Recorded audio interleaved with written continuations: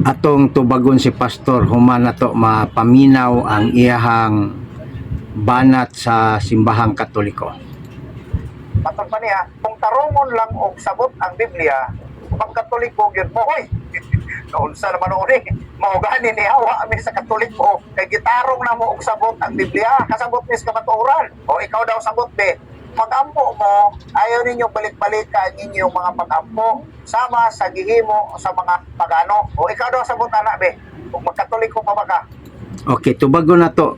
Ang tubag na mo, pastor, mao ni. Kanang gibasa nimo sa Mateo 6:7, nga mingon si Kristo kung mag-ampo mo dili balik-balikon sama sa pagano. Ang gitumbok diha, ang pag-ampo sa pagano nga way kapuslanan. Pagano to. Pero dunay pagbalik-balik nga naktala sa Biblia nga dili pagano. Wala nimo na masabti nga nagtudlo man kag Biblia. Basaha ang 4:8 sa pinadayag. Kung sa may gingon din ha, gibalik-balik.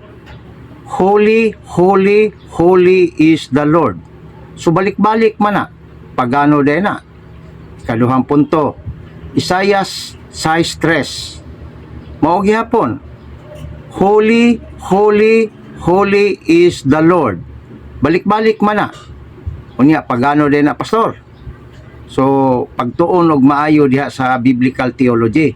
Ikatulo, si Kristo sa Mateo 26:44, nag-ampo sa tulo ka higayon, gibalik ang samara nga pulong katulo ka higayon, balik-balik. Pagano din na. So, i-distinguish pod kay nagtudlo man kas Biblia. Ang giingon din ha nga dili samahon pag-ampo, mao ang pag-ampo nga balik-balik sa pagano nga way kapuslanan.